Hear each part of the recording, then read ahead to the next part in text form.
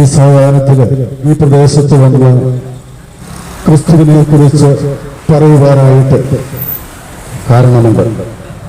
ശിഷ്യന്മാരോട് ഇപ്രകാരം അരുളി ചെയ്തു, നിങ്ങൾ ലോകമെങ്ങും പോയി സകല സൃഷ്ടികളോടും സുവിശേഷം പ്രസംഗിക്കണം.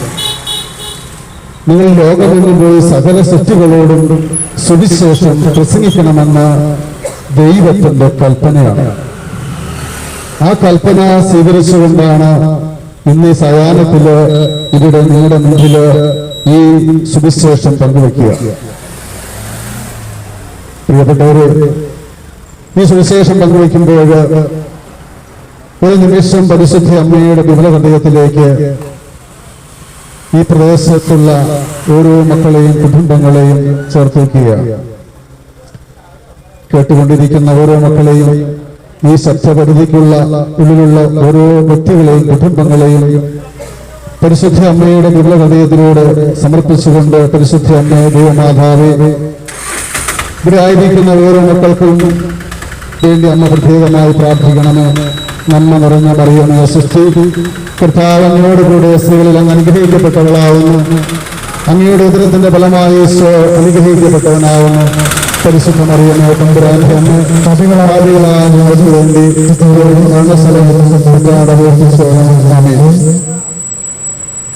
പ്രിയപ്പെട്ടവരെ, ഈജിപ്തിന്റെ അടിമത്തത്തിൽ കിടന്ന ഇസ്രായേൽ ജനം, ഈജിപ്തിന്റെ അടിമത്തത്തിൽ ഫറോയുടെ ഭരണത്തിന് കീഴിൽ കഴിയുന്ന ഇസ്രായേൽ ജനം, അവരുടെ കരച്ചിലുകള്, അവരുടെ ഹൃദയത്തിന്റെ വേദനകള് ദൈവസന്നിധിയിലേക്ക് ഉയർന്നപ്പോൾ ദൈവമായ കർത്താവ് സ്വർഗം വിട്ട് ഭൂമിയിലേക്ക് ഇറങ്ങി വന്നു. സ്വർഗം വിട്ട് ഭൂമിയിലേക്ക് ഇറങ്ങി വന്നിട്ട് മോശയെ വിളിച്ചിട്ട് മോശയോട് പറയുകയാണ്, എന്റെ ജനമായ ഇസ്രായേൽ മക്കൾ, അവരുടെ നിലവിളി എന്റെ അടുത്തെത്തിയിരിക്കുന്നു. അതുകൊണ്ട് അടിമത്തത്തിൽ കഴിയുന്ന എന്റെ ജനത്തെ ആ അടിമത്തത്തിൽ നിന്ന് മോചിപ്പിക്കുവാനായിട്ട് നിന്നെ ഞാൻ അയക്കുകയാണ്. പ്രിയപ്പെട്ടവരെ, ആ മോശയിലൂടെ അടിമത്തത്തിൽ കഴിഞ്ഞിരുന്ന ഇസ്രായേൽ ജനത്തെ മോശയുടെ നേതൃത്വത്തില് അടിമത്ത ഭവനത്തിൽ നിന്ന് രക്ഷിച്ചുകൊണ്ടുവരികയാണ്. എന്തിനാണ് രക്ഷിച്ചത്? ഇസ്രായേൽ മക്കളുടെ വേദനകളും യാതനകളും കഷ്ടതകളും ദുരിതങ്ങളും കണ്ടുകൊണ്ടാണ് ദൈവമായ കർത്താവ് സ്വർഗം വിട്ടിറങ്ങി വന്നത്. അങ്ങനെ ആ ജനത്തെ കാനാൻ ദേശത്തേക്ക് നയിക്കുകയാണ് മരുഭൂമിയിലൂടെ. അങ്ങനെ കാനാൻ ദേശത്തേക്കുള്ള യാത്രയില് അവർ ചെങ്കടലിന്റെ അരികെ ചെല്ലുകയാണ്. ഇനി മുന്നോട്ട് പോകുവാനായിട്ട് വഴികളില്ല, കാരണം മുൻപിൽ ചെങ്കടലാണ്. അവരെ പുറകോട്ട് നോക്കുമ്പോൾ ശത്രു സൈന്യമിത, ഫറോയുടെ ശത്രു സൈന്യത പുറകെ വരികയാണ്. അവർ മോശയോട് പറഞ്ഞു, ഞങ്ങളെ ഈ മണലാരണ്യത്തെ വിട്ട് കൊല്ലുവാനാണോ നീ കൊണ്ടുവന്നിരിക്കുന്നത് എന്ന് മോശയോട് കയർത്തപ്പോൾ മോശ ദൈവത്തോട് ദൈവസന്നിധിയിലേക്ക് കരങ്ങളുയർത്തിക്കൊണ്ട് പ്രാർത്ഥിച്ചപ്പോൾ മോശയോട് ദൈവമായ കർത്താവ് അരുളി ചെയ്തു, നിന്റെ കയ്യിലിരിക്കുന്ന വടിയെടുത്ത് ഈ ചെങ്കടലിൽ നേരെ നീട്ടുക. അങ്ങനെ ആ ചെങ്കടലിൽ നീട്ടിയപ്പോൾ ഇതാ കർത്താവ് ഒരു ശക്തിയേറിയ കിഴക്കൻ കാറ്റിനെ കടലിലേക്ക് അയച്ചുകൊണ്ട് കടൽ വെള്ളത്തെ ഇതാ ഒരു രാത്രി മുഴുവൻ പുറകോട്ട് പിടിച്ചു വലിച്ചു. അങ്ങനെ ഇസ്രായേൽ ജനത്തിന് കടന്നു പോകുവാൻ തക്ക വിധത്തില് അവിടെ പാതയൊരുക്കി. ഹല്ലേലൂയ. പ്രിയപ്പെട്ടവരെ, കഷ്ടതയുടെ തീച്ചുളയിൽ നിന്ന് വിളിക്കുമ്പോൾ കർത്താവ് ആ നിലവിളി കേട്ട് ഇറങ്ങി വരുന്നവനാണ്. യെശയ്യാ പ്രവാചകന്റെ പുസ്തകത്തിൽ വായിക്കുന്നുണ്ട്, രക്ഷിക്കുവാൻ കഴിയാത്ത വിധം കർത്താവിന്റെ കരം കുറുകിപ്പോയിട്ടില്ല, കേൾക്കുവാൻ കഴിയാത്ത വിധം അവിടുത്തെ കാതുകൾക്ക് മാന്യം സംഭവിച്ചിട്ടില്ല. എന്നാൽ നിന്റെ അകൃത്യങ്ങളാണ് നിന്നെയും ദൈവത്തെ തമ്മിൽ അകറ്റിയിരിക്കുന്നത്. പ്രിയപ്പെട്ടവരെ, നമ്മുടെ അകത്യങ്ങളാണ് ദൈവവും നാമും തമ്മിലുള്ള ബന്ധത്തെ മറയ്ക്കുന്നത്. ഹല്ലേലൂയ. ജെറമ്യാ പ്രവാചകന്റെ പുസ്തകത്തിലൂടെ ഇപ്രകാരം നമ്മൾ വായിക്കുന്നുണ്ട്. 31-ാം അധ്യായത്തിന്റെ 1-ാം വചനത്തിൽ പറയുന്നു, എനിക്ക് നിന്നോടുള്ള സ്നേഹം അനന്തമാണ്, എനിക്ക് നിന്നോടുള്ള സ്നേഹം അനന്തമാണ്, നിന്നോടുള്ള വിശ്വസ്തത അചഞ്ചലവുമെന്ന്. അതെ പ്രിയപ്പെട്ടവരെ, ദൈവത്തിന്റെ സ്നേഹം ഓരോ മനുഷ്യ മക്കളെ എത്രമാത്രം സ്നേഹിക്കുന്നുവെന്ന് പ്രവാചകനിലൂടെ അവിടുന്ന് അരുൾ ചെയ്യുകയാണ്. എനിക്ക് നിന്നോടുള്ള സ്നേഹം അനന്തമാണ്, നിന്നോടുള്ള വിശ്വസ്തത അചഞ്ചലവുമെന്ന്. ഈ ഭൂമിയില് ആരെല്ലാം നിന്നെ സ്നേഹിച്ചില്ലെങ്കിലും പ്രിയപ്പെട്ടവരെ, നിന്റെ ദൈവം നിന്നെ സ്നേഹിക്കുന്നു. കാരണം നിന്റെ ദൈവം നിന്നെ സൃഷ്ടിച്ചവനാണ്, നിന്നെ സൃഷ്ടിച്ച് നിന്നെ നയിക്കുന്നവനാണ്, വളർത്തുന്നവനാണ്. വീണ്ടും അവിടുന്ന് തന്റെ സ്നേഹത്തെ കുറിച്ച് പറയുന്നുണ്ട്. യെശയ്യാപ്രവാചകന്റെ പുസ്തകത്തില് 49-ാം അധ്യായത്തിന്റെ 15-ഉം 16-ഉം തിരുവചനങ്ങള്, മുലകുടിക്കുന്ന കുഞ്ഞിനെ അമ്മയ്ക്ക് മറക്കാനാകുമോ? പെറ്റമ്മ പുത്രനോട് കരുണ കാണിക്കാതിരിക്കുമോ? അവൾ മറന്നാലും ഞാൻ നിന്നെ മറക്കുകയില്ല. ഇതാ നിന്റെ പേരും രൂപവും എന്നെ ഉള്ളങ്കയിൽ ഞാൻ രേഖപ്പെടുത്തിയിരിക്കുന്നു. പെറ്റമ്മ മറന്നാലും ഞാൻ നിന്നെ മറക്കുകയില്ല. പ്രിയപ്പെട്ടവരെ, ഒരു പെറ്റമ്മ മറക്കാൻ സാധ്യതയുണ്ട്. നാം മാധ്യമങ്ങളിലൊക്കെ കാണുകയും കേൾക്കുകയും ചെയ്യുന്നുണ്ട്. അമ്മമാര് ഉപേക്ഷിച്ചു പോകുന്ന കുഞ്ഞുങ്ങള്. ഞാൻ കർത്താവ് പറയാണ്, അമ്മ മറന്നാലും ഞാൻ നിന്നെ മറക്കുകയില്ല. ഇതാ എന്റെ ഉള്ളങ്കയിൽ നിന്നെ രേഖപ്പെടുത്തിയിരിക്കുന്നു. ഇത്രമാത്രം സ്നേഹിക്കുന്ന ഒരു ദൈവമുണ്ട്, അത്രമാത്രം നിന്നെ സ്നേഹിക്കുന്ന ഒരു ദൈവമുണ്ട്. നീ ദൈവത്തെ സ്നേഹിച്ചില്ലെങ്കിലും, നീ ദൈവത്തോട് മറുതലിച്ചു നിൽക്കുമ്പോഴും, ദൈവത്തിനെതിരായി നീ പ്രവർത്തിക്കുമ്പോഴും നിന്നെ സ്നേഹിക്കുന്ന ഒരു ദൈവമുണ്ട്. ഒരിക്കലും ആ സ്നേഹം നിന്നെ വിട്ടുപിരികയില്ല. ഒരിക്കലും നിന്നെ ദൈവം നിന്നെ ആ സ്നേഹത്തിൽ നിന്ന് അകറ്റിക്കളയുകയില്ല. കാരണം ദൈവം സ്നേഹമാണ്. ദൈവം എല്ലാവരെയും ഒരുപോലെ സ്നേഹിക്കുന്നു. യെശയ്യാപ്രവാചകന്റെ പുസ്തകത്തിൽ വീണ്ടും പറയുന്നുണ്ട്, 43-ാം അധ്യായത്തിന്റെ 4-ാം തിരുവചനം, നീ എനിക്ക് വിലപ്പെട്ടവനും ബഹുമാനനും പ്രിയങ്കരനുമാണ്. മകനെ, മകളെ, ദൈവം നിന്നോട് പറയുകയാണ്, നീ എനിക്ക് വിലപ്പെട്ടവനാണ്, ബഹുമാനനാണ്, പ്രിയങ്കരനാണ് എന്ന് ദൈവം നമ്മോട് വിളി ചെയ്യുന്നു. നമ്മളെ ദൈവത്തിന്റെ മുൻപില് എല്ലാവരും വിലയുള്ളവരാണ്, വിലപ്പെട്ടവരാണ്.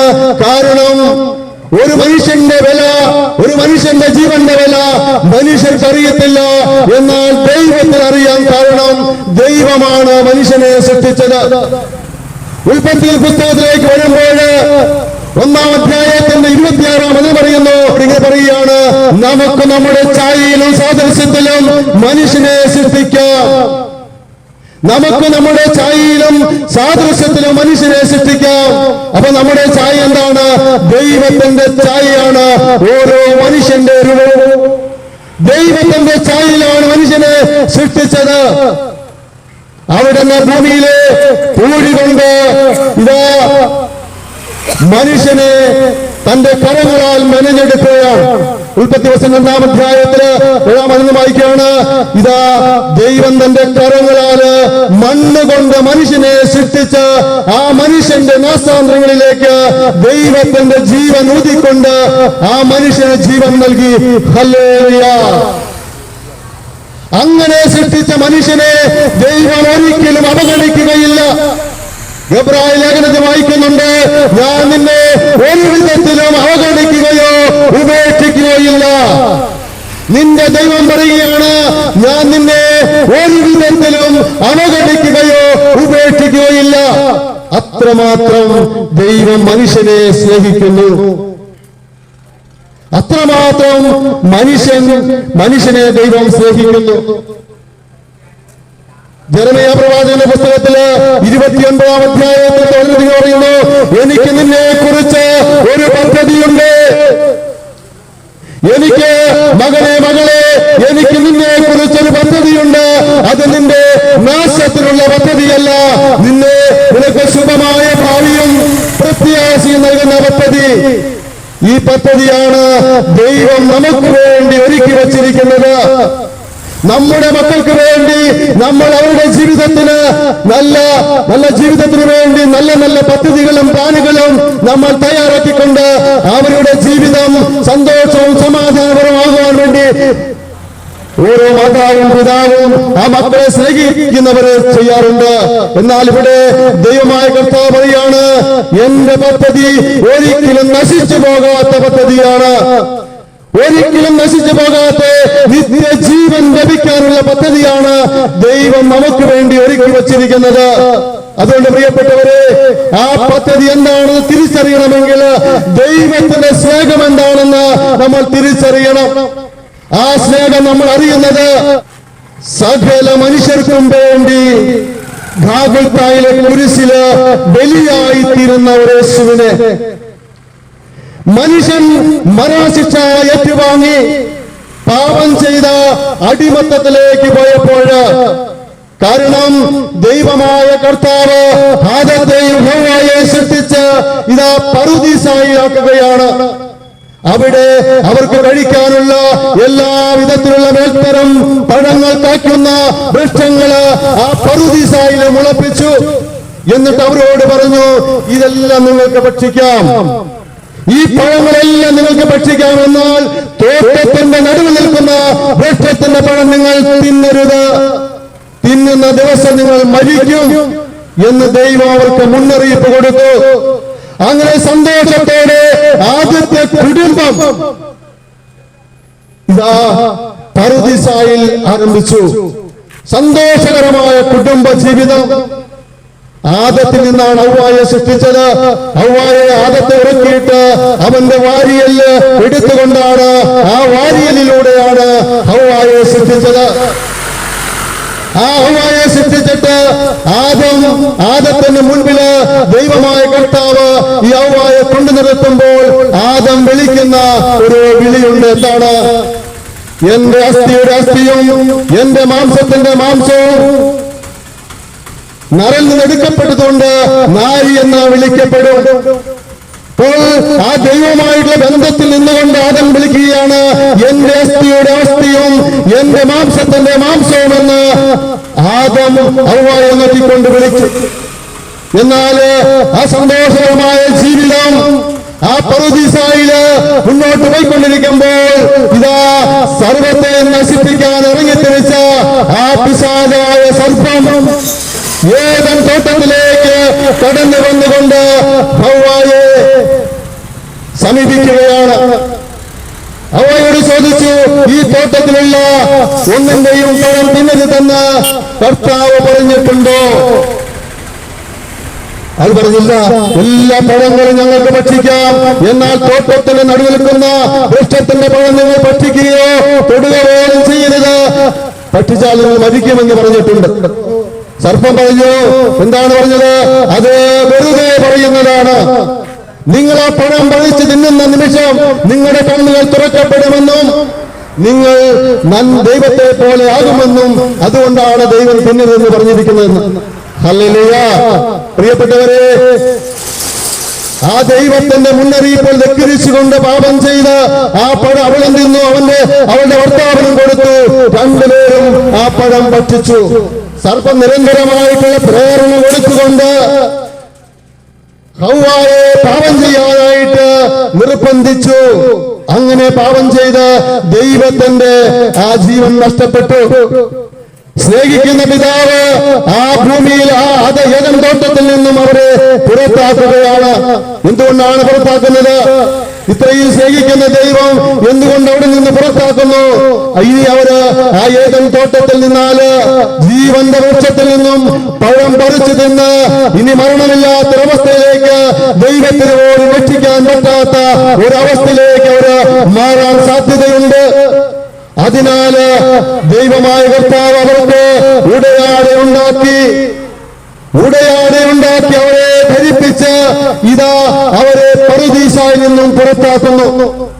അങ്ങനെ പറുദീസായുടെ വാതിൽ അടയ്ക്കപ്പെടുകയും ചെയ്തു. ഹല്ലേലൂയ. അങ്ങനെ പറുദീസായുടെ വാതിൽ അടയ്ക്കപ്പെട്ട് സകല മനുഷ്യരെയും രക്ഷിക്കുവാനായിട്ടുള്ള പാപപരിഹാര ബലിയായി യേശുവിനെ ലോകത്തിലേക്ക് അയച്ചത് യേശുക്രിസ്തു മനുഷ്യന്റെ സകല പാപങ്ങളും സ്വന്തം ശരീരത്തിലേറ്റുകൊണ്ട് ഗാഗുൽത്തായിലെ കുരിശില് ബലിയായി തീർന്നു. ഹല്ലേലൂയ. സകല മനുഷ്യന്റെയും പാപങ്ങൾക്ക് ബലിയായി തീർന്നു.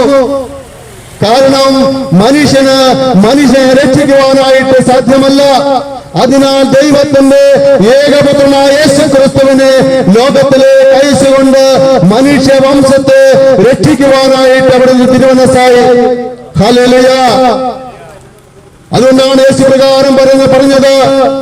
യോഹന്നാന്റെ സുവിശേഷം 14-ാം അധ്യായത്തില് നമ്മൾ വായിക്കുന്നു, ഞാൻ വഴിയും സത്യവും ജീവനുമാണ്. ഞാൻ വഴിയും സത്യവും ജീവനുമാണ്.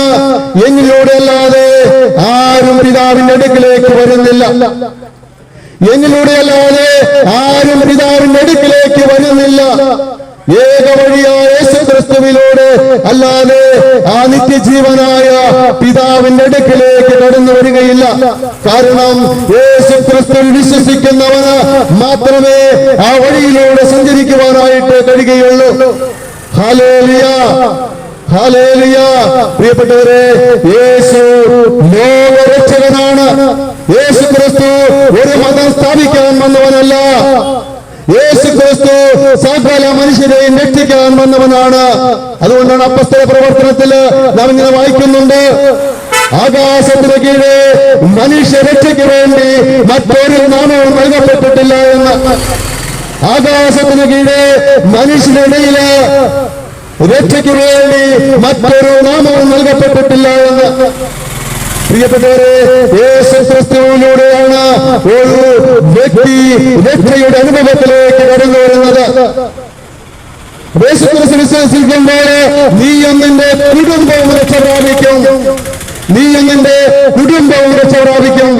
അതുകൊണ്ട് പ്രിയപ്പെട്ടവരെ, ഞങ്ങൾക്ക് നിങ്ങളുമായി പങ്കുവെക്കാനുള്ളത്, കാരണം ഈ ലോകത്തിലുള്ള എല്ലാ സുഖങ്ങളും നാം കരുതി വച്ചിരിക്കുന്ന എല്ലാം ഒരു ദിവസം നഷ്ടപ്പെട്ടു പോകും.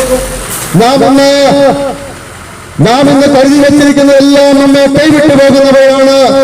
എന്നാൽ നശിക്കാത്തൊന്നുണ്ട്, സ്വർഗമാണത്. ആ സ്വർഗത്തിലേക്കുള്ള വിളിയാണ് ഓരോ മനുഷ്യന്റെയും വിളി. ഈ ഭൂമിയില് എല്ലാ മനുഷ്യരെയും ദൈവം സ്നേഹിക്കുന്നത് പോലെ, യേശു സ്നേഹിച്ചതുപോലെ ശത്രുക്കളെ പോലെ സ്നേഹിച്ചുകൊണ്ട് ജീവിക്കുവാനുള്ള വിളിയാണ് മനുഷ്യന്റെ വിളി. എല്ലാ മനുഷ്യരെയും സ്നേഹിക്കുക, ആരെയും ശത്രുവായി കാണാതെ എല്ലാവരെയും സ്നേഹിക്കുക. ഇതാണ് ദൈവം ആഗ്രഹിക്കുന്നത്. അതാണ് ആ വഴിയിലൂടെ എല്ലാവരെയും സ്നേഹിച്ചുകൊണ്ടുള്ള ആ യാത്രയാണ് സ്വർഗത്തിലേക്കുള്ള യാത്ര. ഒരു ജീവൻ ആരെയെങ്കിലും നമ്മൾ വെറുക്കുന്നുണ്ടെങ്കിൽ അത് നാം ദൈവത്തെയാണ് നമ്മിൽ നിന്നും മാറ്റി നിർത്തുന്നത്. അതുകൊണ്ട് സഹജീവികളോട് കരുണ കാണിച്ചും നന്മ ചെയ്തും അവരെ സ്നേഹിച്ചുകൊണ്ട് കർത്താവായ യേശുക്രിസ്തുവാകുന്ന വഴിയിലൂടെ സ്വർഗരാജ്യം ലക്ഷ്യമാക്കി ഈ ഭൂമിയിലൂടെ യാത്ര ചെയ്യേണ്ടവരാണ് നാം ഓരോരുത്തരും. അതുകൊണ്ടാണ് ലൂക്കാസ് സുവിശേഷത്തില് സുഖലോലുത, മദ്യാസക്തി, ജീവിത വ്യഗ്രത എന്നിവയാൽ നിങ്ങളുടെ മനസ്സ് ദുർബലമാകുകയും ആ ദിവസം ഒരു കെണി പോലെ നിങ്ങളുടെ മേൽ വന്ന് വീഴാതിരിക്കാൻ സൂക്ഷിച്ചോളൂ. ജീവിത വ്യഗ്രത, സുഖലോലുപത, മദ്യാസക്തി ഇതൊരു കെണിയാണ്. ഈ കെണിയിൽപ്പെട്ട് ആ കെണിയിൽ പെടാതിരിക്കാനായിട്ട് സൂക്ഷിച്ചു കൊള്ളുവാനായിട്ട് ദൈവവചനം മുന്നറിയിപ്പ് തരുന്നു. ദൈവം എല്ലാ മനുഷ്യരെയും സ്നേഹിക്കുന്നു. ദൈവത്തിന് നമ്മെ കുറിച്ച് കരുതലുണ്ട്. ദൈവത്തിന് നമ്മെ കുറിച്ച് വിചാരമുണ്ട്. അതുകൊണ്ട് പ്രിയപ്പെട്ടവരെ, ഈ കെണിയിൽപ്പെടാതെ ജീവിതത്തിന്റെ വ്യക്തി. അതുകൊണ്ടാണ് യേശു പറഞ്ഞത്, അധ്വാനിക്കുന്നവരും ഭാരം വഹിക്കുന്നവരുമായ നിങ്ങൾ എല്ലാവരും എന്റെ അടുക്കൽ വരുവിൻ, ഞാൻ നിങ്ങളെ ആശ്വസിപ്പിക്കാം. അധ്വാനിക്കുന്നവരും ഭാരം വഹിക്കുന്നവരുമായ നിങ്ങളെല്ലാവരും എന്റെ അടുക്കൽ വരുവിൻ, ഞാൻ നിങ്ങളെ ആശ്വസിപ്പിക്കാം.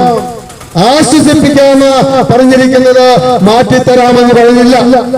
നിങ്ങൾ ഏത് വിധത്തിലുള്ള കഷ്ടതയിലൂടെയും തകർച്ചയിലൂടെയും കടബാധ്യതയിലൂടെയും കടന്നു പോകുമ്പോൾ രോഗത്തിന്റെ പിടിയിലാണോ, ഞാൻ നിങ്ങളെ ആശ്വസിപ്പിക്കാം. അതിനെ അതിജീവിക്കുവാനുള്ള കരുത്ത് അവിടുന്ന് നമുക്ക് നൽകും.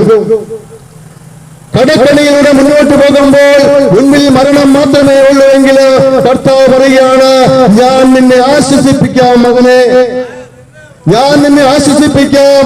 കാരണം നമുക്ക് കടക്കണി മാറ്റിത്തരുമെന്നല്ല, നിനക്ക് ഞാൻ ആശ്വാസം നൽകാം. ആ ആശ്വാസം നൽകുവാനായിട്ടാണ് കർത്താവ് നമ്മെ ക്ഷണിക്കുന്നത്. ആശ്വാസം അതാ പരിശുദ്ധാത്മാവാണ്. ആ പരിശുദ്ധാത്മാവാകുന്ന ദൈവം സ്വീകരിക്കുവാനായിട്ട് നമ്മെ തന്നെ ദൈവകരങ്ങളിലേക്ക് കൊടുത്തുകൊണ്ട് ഈ ലോകത്തിൻ്റെതായ സുഖമോഹങ്ങളോട് വിട പറഞ്ഞുകൊണ്ട് ദൈവത്തിന്റെ വഴിയിലേക്ക് കടന്നു വരുമ്പോൾ റോമാലേഖനത്തിന്റെ 12-ാം അധ്യായത്തില് 2-ാം വചനം പറയുന്നു, നിങ്ങൾ ഈ ലോകത്തിന് അനുരൂപരാകരുത്, നിങ്ങൾ ഈ ലോകത്തിന് അനുരൂപരാകരുത്, പ്രത്യുത മനസ്സിന്റെ നവീകരണം വഴി രൂപാന്തരപ്പെടുവേൻ. നിങ്ങളുടെ മനസ്സ് നവീകരിക്കപ്പെടുമ്പോൾ, നിങ്ങൾ രൂപാന്തരം പ്രാപിക്കുമ്പോൾ ദൈവത്തിന്റെ ഹിതം എന്താണെന്നും നല്ലതേതാണെന്നും പ്രീതിജനകം ഏതാണെന്നും തിരിച്ചറിയുവാൻ അപ്പോൾ നിങ്ങൾക്ക് സാധിക്കും. ഈ ലോകമോഹങ്ങള് നമ്മെ ആ ദൈവത്തിന്റെ ഹിതം എന്താണ് തിരിച്ചറിയുവാൻ കഴിയാത്ത വിധത്തില് ഈ ലോകം വിശന്നേറ്റുന്ന ആ സുഖലോലുപതയിലേക്ക് നമ്മൾ വീണുകൊണ്ടിരിക്കുകയാണ്. അതുകൊണ്ട് പ്രിയപ്പെട്ടവരെ, കർത്താവായ യേശുക്രിസ്തുവിൽ വിശ്വസിച്ചാൽ നീയും നിന്റെ കുടുംബവും രക്ഷ പ്രാപിക്കും. കർത്താവായ യേശുക്രിസ്തു വിശ്വസിച്ചാൽ നീ തന്നെയല്ല, നിന്റെ കുടുംബവും രക്ഷ പ്രാപിക്കും. അങ്ങനെ ആ യേശുക്രിസ്തുവിനെ സ്വന്തമാക്കി രക്ഷയുടെ അനുഭവത്തിലൂടെ ജീവിക്കുന്നത് കൊണ്ടാണ് ഇന്നും ആ സുവിശേഷം നിങ്ങളുമായിട്ട് പങ്കുവെക്കുവാനായിട്ട് ഈ പ്രദേശത്തേക്ക് കടന്നു വന്നത്. ഇത് നിങ്ങൾക്ക് ആരെയും ഇത് അടിച്ചേൽപ്പിക്കുന്നതല്ല. ഇത് ആരെയും അടിച്ചേൽപ്പിക്കാൻ നിങ്ങൾക്ക് ഇഷ്ടമുണ്ടെങ്കിൽ സ്വീകരിക്കുക, നിങ്ങൾക്ക് ഇഷ്ടമുണ്ടെങ്കിൽ സ്വീകരിച്ചാൽ മതി. മരണവും ജീവനും നിങ്ങളുടെ മുൻപിൽ വച്ചിരിക്കുന്നു. നിങ്ങൾക്ക് ഏത് വേണമെന്ന് തെരഞ്ഞെടുക്കാനുള്ള അവകാശം ദൈവം ഓരോ മനുഷ്യനും നൽകിയിട്ടുണ്ട്. ആരും ഇത് അടിച്ചേൽപ്പിക്കുന്നതല്ല. പ്രിയപ്പെട്ടവരെ, ഏത് വേണം? നന്മയുടെ മാർഗത്തിലൂടെ നിത്യജീവനിലേക്ക് പോകണോ, നാശത്തിന്റെ സുഖലോലുപതയുടെ വഴിയിലൂടെ നിത്യമായ നാശത്തിലേക്ക് പോകണോ എന്ന് തീരുമാനിക്കേണ്ടത് ഞാനും നിങ്ങളുമാണ്. അതിനുള്ള സ്വാതന്ത്ര്യം നമുക്ക് ദൈവം തന്നിട്ടുണ്ട്. ഏത് വേണമെന്ന് തിരഞ്ഞെടുക്കാൻ ഉള്ള പൂർണ്ണമായിട്ടുള്ള അവകാശം നമുക്കാണ്. ഹല്ലേലൂയ, ഹല്ലേലൂയ. യേശുവേ നന്ദി, യേശുവേ സ്തുതി. അതുകൊണ്ട് പ്രിയപ്പെട്ടവരെ, നിങ്ങളും ഏത് പ്രതിസന്ധിയോടെ കടന്നു പോയാലും ആ പ്രതിസന്ധിയില് നിങ്ങൾക്ക് താങ്ങും തണലുമായ ഒരു കൈത്താങ്ങായിട്ട് നിന്നെ ചേർത്ത് പിടിക്കുന്നവൻ ദൈവം മാത്രമേ ഉള്ളൂ. ദൈവത്തിന് ഏത് വിധത്തിൽ നിങ്ങളെ സഹായിക്കാൻ കഴിയും?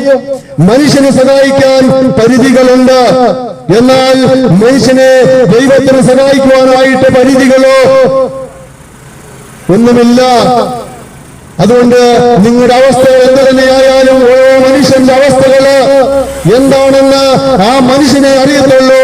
ആ ദൈവത്തിന് എല്ലാ മനുഷ്യന്റെയും ഹൃദയങ്ങളെ അറിയുന്നവനാണ്. എല്ലാ മനുഷ്യന്റെയും ഹൃദയത്തെ അറിയുന്നവനാണ് ദൈവം. ആ ദൈവത്തിന് മാത്രമേ നമ്മെ സഹായിക്കുവാനും രക്ഷിക്കുവാനും കഴിയുകയുള്ളൂ. ആ ദൈവത്തിന് മാത്രമേ നമ്മെ സഹായിക്കുവാനായിട്ട് കഴിയുകയുള്ളൂ. മനുഷ്യന്റെ സഹായം അല്പസമയത്തേക്കൊക്കെ ഉള്ളൂ, എന്നാൽ ദൈവം തരുന്നത് നിത്യമാണ്. ദൈവത്തോട് ചേർന്ന് നിൽക്കുമ്പോൾ ആ ദൈവം തരുന്ന സമാധാനം, യേശു പറഞ്ഞു, ഞാൻ തരുന്ന സമാധാനം ലോകം തരുന്നത് പോലല്ല. ആ സമാധാനം ആരും നിങ്ങൾ എടുത്തു കളയില്ല. ആരും എടുത്തു കളയാത്ത ആ സമാധാനം നിങ്ങൾക്ക് വേണോ? ആ സന്തോഷം നിങ്ങൾക്ക് വേണോ? ഏത് പ്രശ്നങ്ങളും പ്രതിസന്ധിയുടെ നടുവിലും നമുക്ക് സമാധാനത്തോടെ സന്തോഷത്തോടെ കാര്യങ്ങളെ നേരിടുവാനായിട്ട് നമുക്ക് സാധിക്കും. അതുകൊണ്ട് ആകുലതകളും ഉത്കണ്ഠകളും അസ്വസ്ഥതകളും കൊണ്ട് നീറുന്ന മനസ്സാണോ നിന്റെ എങ്കില്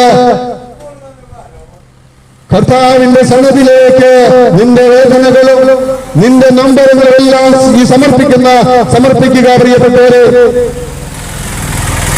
യിലൂടെ നടന്നു പോകുമ്പോൾ വഴിയുന്ന ഒരു അന്ധൻ വിളിച്ചു പറഞ്ഞു, നസ്രയനായ യേശുവേ എന്നിൽ കനിയണമേ എന്ന്. നസ്രയനായ യേശുവേ എന്നിൽ കനിയണമേ എന്ന് ഒരു അന്ധൻ വിളിച്ചു പറഞ്ഞപ്പോൾ കൂടെ വന്നൊരു ജനക്കൂട്ടം പറഞ്ഞു മിണ്ടാതിരിക്കാൻ. യേശു അവിടെ നിന്നിട്ട് പറഞ്ഞു, അവനെ വിളിക്കുക. അവന്റെ ഹൃദയത്തിൽ നിന്നല്ല ആ വിളി യേശുവിനെ അവിടെ നിർത്തി. യേശു അവനോട് ചോദിച്ചു, ഞാൻ നിനക്ക് വേണ്ടി എന്ത് ചെയ്തു തരണമെന്നാണ് നീ ആഗ്രഹിക്കുന്നത്? ദൈവത്തിന്റെ ആഗ്രഹം നടപ്പിലാക്കുക എന്നുള്ളതല്ല, മനുഷ്യന്റെ ആഗ്രഹം എന്താണ് എന്നാണ് ചോദിച്ചത്. അന്ധനോട് ചോദിച്ചു, ഞാൻ നിനക്ക് വേണ്ടി എന്ത് ചെയ്തു തരണമെന്നാണ് നീ ആഗ്രഹിക്കുന്നത്? അവൻ പറഞ്ഞു, എനിക്ക് കാഴ്ച വേണം. പ്രിയപ്പെട്ടവരെ, അവന് കാഴ്ച യേശു കൊടുക്കുകയാണ്. ഇതിനെ കൊടുത്ത് നീ വിശ്വസിക്കുന്നുണ്ടോ? എനിക്ക് കാഴ്ച തരാൻ എനിക്ക് കഴിയുമെന്ന് നീ വിശ്വസിക്കുന്നുണ്ടോ? എങ്കിൽ നീ കാഴ്ച പ്രാപിക്കും. യേശുവിനെ വിശ്വസിക്കുമ്പോഴാണ് പ്രിയപ്പെട്ടവരെ യേശുവിനെ നമ്മിൽ പ്രവർത്തിക്കുവാനായിട്ട് സാധിക്കുകയുള്ളൂ. ഇതിൽ വിശ്വാസമില്ലെങ്കിൽ യേശുവിനെ പ്രവർത്തിക്കുവാനായിട്ട് കഴിയുകയില്ല. ഞാനിതാ ഹൃദയത്തിന്റെ കവാടങ്ങളിൽ മുട്ടുന്നു. ആരെങ്കിലും എന്നെ സ്വരം കേട്ട് ഹൃദയം തുറന്നു തന്നാല് ഞാൻ അവന്റെ ഉള്ളിലേക്ക് വരും. ആരെങ്കിലും ഞാനാകുന്നു നമ്മുടെ ഹൃദയം തുറന്നു കൊടുത്താൽ മാത്രമേ ആ ഹൃദയത്തിലേക്ക് തമ്പുരാൻ കടന്നു വരികയുള്ളൂ. അടച്ചിരുന്നാൽ ഒരിക്കലും തമ്പുരാൻ കടന്നു വരികയില്ല. ആ തമ്പുരാൻ തരുന്ന രക്ഷ അനുഭവിക്കാനായിട്ട് പറ്റുകയില്ല. ഈ ലോകത്തിൽ നിസ്സാരമായ ജീവിതമേ നമുക്കുള്ളൂ. ഏറിയാൽ 80 എന്ന് പറയുന്ന 100 വയസ്സ് വരെ ജീവിക്കാതിരിക്കുക ഈ ഭൂമിയിൽ. എന്ന് അത് കഴിഞ്ഞാൽ എല്ലാം ഇട്ടെറിഞ്ഞ് നമ്മൾ ഒരു ദിവസം യാത്രയാകും. ഒരു ദിവസം നമ്മൾ യാത്രയാവും ഈ ഭൂമിയിൽ നിന്ന്. അന്ന് നമ്മുടെ സുഹൃത്തുക്കളും ബന്ധുക്കളും നമ്മുടെ പ്രിയപ്പെട്ടവരും എല്ലാം നമ്മെ വിട്ടുപിരിയുന്ന ഒരു ദിവസമുണ്ട്.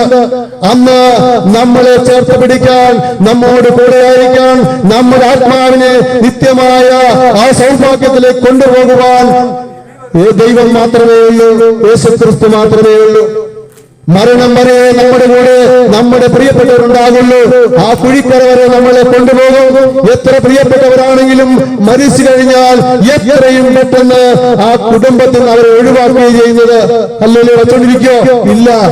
എന്നാൽ അത് കഴിഞ്ഞുള്ള യാത്രയാണ് പരിതാപകരം. ഈ ഭൂമിയിൽ വെച്ച് ആ രക്ഷയെ സ്വന്തമാക്കിയില്ലെങ്കിൽ പിന്നീട് ഒരിക്കലും ആ രക്ഷയെ സ്വന്തമാക്കുവാനോ ആ രക്ഷ അനുഭവിക്കുവാനോ നമുക്ക് സാധ്യമല്ല. അതുകൊണ്ടാണ് യേശു പറഞ്ഞു, ഞാൻ വഴിയും സത്യവും ജീവനുമാണ്, എന്നിലൂടെ അല്ലാതെ ആരും പിതാവിന്റെ അടുക്കിലേക്ക് വരുന്നില്ല. സ്വർഗത്തിലേക്കുള്ള ഏക വഴി യേശു ക്രിസ്തുവാണ്.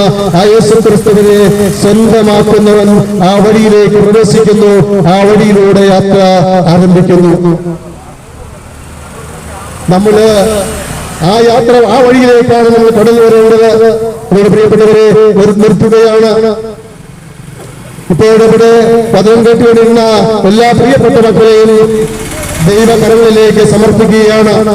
അതുപോലെ തന്നെ രോഗികളായി കഴിയുന്നവര്, രോഗാവസ്ഥയിലൂടെ കടന്നു പോകുന്നവര്, അവരെല്ലാം ഇപ്പോഴ് ദൈവകരങ്ങളിൽ സമർപ്പിച്ച് പ്രാർത്ഥിക്കുകയാണ്. കടബാധ്യത മൂലം വിഷമിക്കുന്ന മക്കളെ ആ ദൈവകരങ്ങളിലേക്ക് സമർപ്പിക്കുകയാണ്. കുടുംബങ്ങളിലെ സമാധാനമില്ലാതെ കഴിയുന്ന കുടുംബങ്ങളുണ്ട്. മക്കളെ മൂലം ഒത്തിരിയേറെ വിഷമിക്കുന്ന മാതാപിതാക്കൾ വിഷമിക്കുന്ന മക്കള്, ഇങ്ങനെ പല വിധത്തിലുള്ള ജീവിതത്തിന്റെ അവസ്ഥയിലൂടെ കടന്നു പോകുന്ന കുടുംബങ്ങള് നമ്മുടെ ഇടയിലുണ്ട്. ഇനി ജീവിതത്തിന്റെ വഴിമുട്ടി നിൽക്കുന്ന കുടുംബങ്ങളുണ്ട്. മുന്നോട്ട് പോകുവാൻ യാതൊരു മാർഗവുമില്ലാത്ത കടക്കണിയിൽ പെട്ടിരിക്കുന്ന കുടുംബങ്ങളുണ്ട്.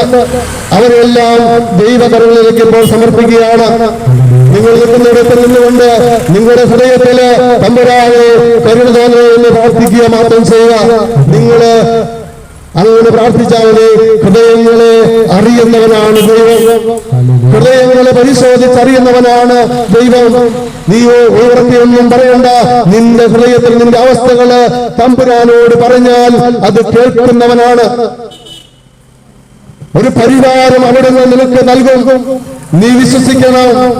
നീ വിശ്വാസത്തോടെ തമ്പുരാന്റെ കരങ്ങളിലേക്ക് നിന്റെ ജീവിത ഭാരങ്ങള്, കുടുംബ പ്രശ്നങ്ങള്, കടബാധ്യതകള്, രോഗങ്ങള്, ഡോക്ടർമാരെ കൈയൊഴിഞ്ഞ രോഗങ്ങള്, ഇവയെല്ലാം സമർപ്പിച്ചുകൊണ്ട് ഒരു നിമിഷം നമ്മളെ സ്തുതിക്കുകയാണ്.